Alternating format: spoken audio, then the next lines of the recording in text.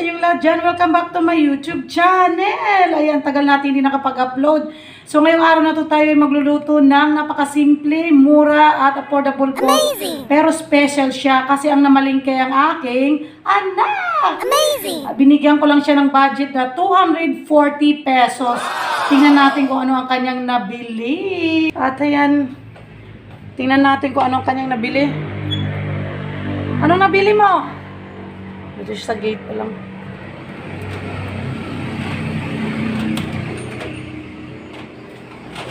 Yan, siya ang namalingki doon sa aming talipapa rito eh.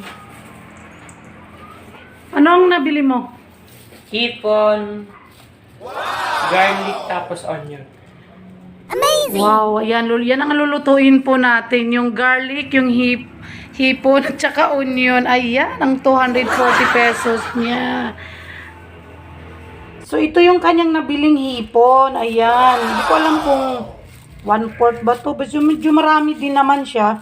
Tapos, pinabili ko siya ng isang bawang at saka isang sibuyas. Ayan.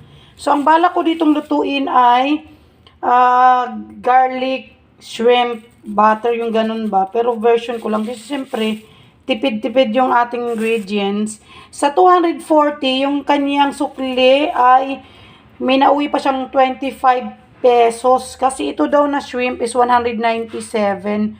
Tapos ito ay nasa 8 pesos at saka 9 pesos yata yung ganun. Ganun ang price niya. So, ayan po, lulutuin na natin siya. Meron naman ako ditong margarine. So, yun ang gagamitin natin. Di wala tayong butter. Isa ating gagawin. Ako, tatanggalin ko lang itong ano kasi natutusok tayo dyan, tsaka yung bigote ng ano ba, ito. Ganyan, simple lang. Tapos, alam nyo naman na to eh, kasi tutorial na to lagi sa ano eh, paano maglinis. Pero kung tutuusin talaga, hindi ko na to nililinis minsan. Pero dito ngayon, lilinisin natin. Ayan lang naman po ang kanyang kinain, no? Yan, pinakadumi niya. Ganyan. So, tutuloy natin ang paglilinis ng gano'n na style.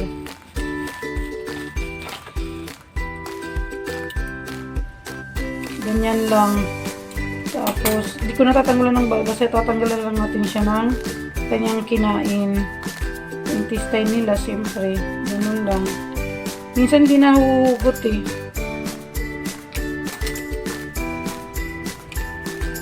Yan. Tutuloy na natin ang paglilinis.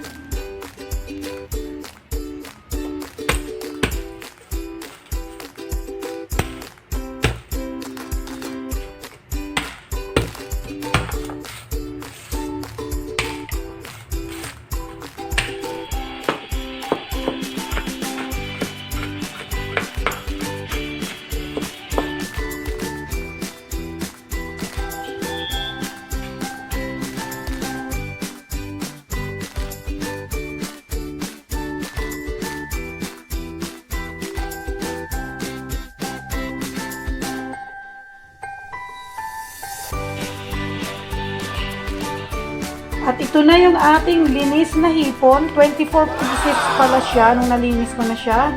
Tapos yung ating bawang, sibuyas, yung ating seasoning, at saka yung black pepper, saka yung ating salt, at saka yung ating margarine, garlic flavor. Ayan, garlic flavor siya. Not sponsored po yan ha. Yan po ang ating gagamitin sa paggisa. At mag-alaga rin tayo ng konting mantika doon para start up ng ating kawali. Ayan po, magluto na tayo. At ayan po tayo ay magluluto na. Ito na po ang ating kawali. Ayan. Maglagay tayo ng konting mantika lang. Para sa ating butter. Or margarine pa lang ating gagamitin. Margarine to. Yan.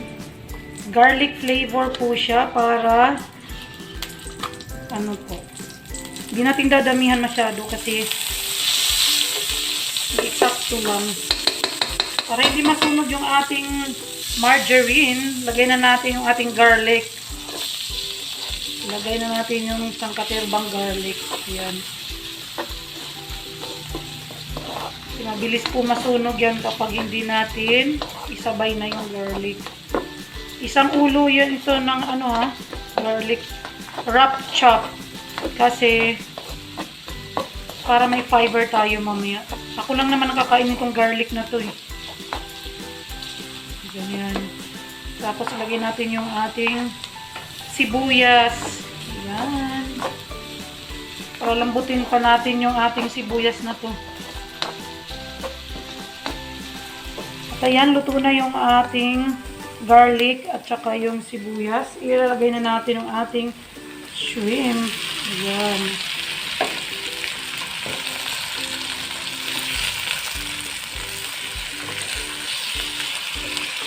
Madali lang naman po ito.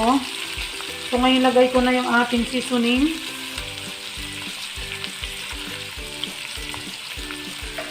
Ating pepper. Yung ating salt. Ganyan lang kasimple.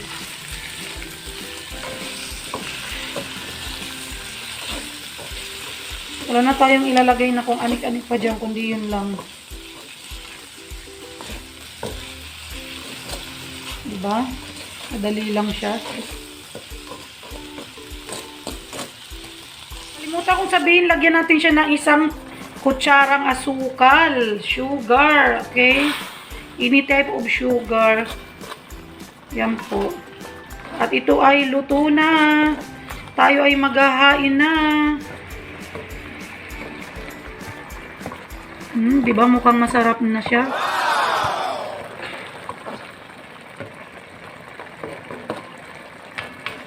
Amazing! Yan, hanguin na natin dahil luto na siya.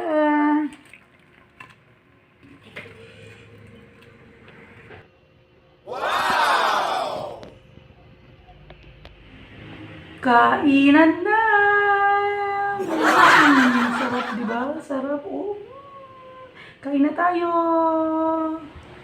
At ayan po, rice cooker na po ang katabi namin sa pagkain ko. Yan, isang rice cooker na kanin. Kasi mapaparami po ang kain natin ngayon. Ayan, maraming salamat sa inyo dyan, ha?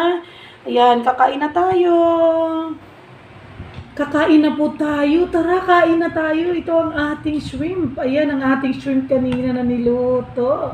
Tapos ang rice cooker na kanin. Ayan, oh, mapapalaban ang ating kain ngayon. Tayo ay magdasal. Thank you, Lord, for everything. Maraming salamat sa pagkain na ito. Amen. Kakain na po tayo. Ayan. Tatry natin itong ano. Ayan. Kain tayo. Magkakamay tayo kasi nga mahirap kumain kapag nakatinidor. Clean hands. Sisip-sipin ko yung ano. Oh, ang sarap. Sinip-sip ko yung katas. Sarap ng ano.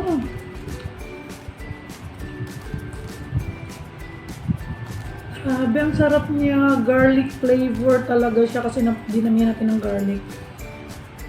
Tapos, eksakto lang yung margarine na nilagay natin.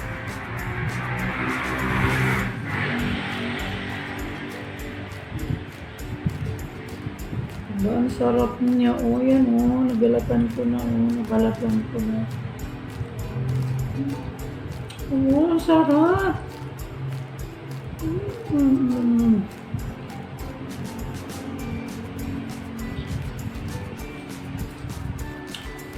Ang sarap.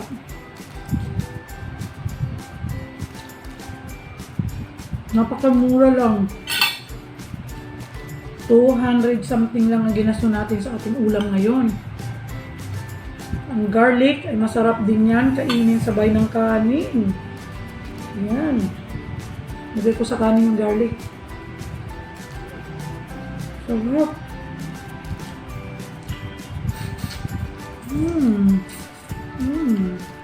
Ganito rin ba kayo kumain ng hipon? Sarap.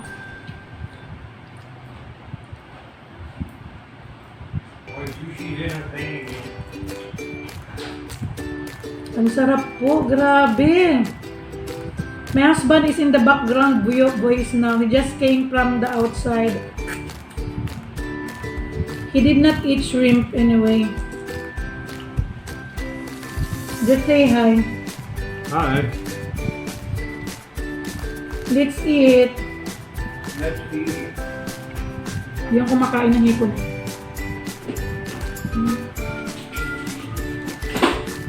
Sarap talaga niya. Wala tayong may ibang na-content kasi ano. Yung kulang talaga.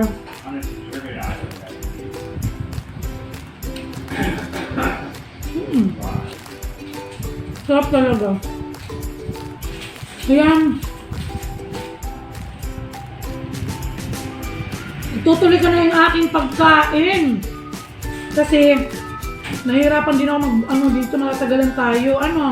Maraming salamat po sa inyong pagpapanood sa aking pagluto ng aking shrimp o hipon na may garlic. Ganyan yan. Simple lang po siya. Napakasimpleng lutuin. Napakadali.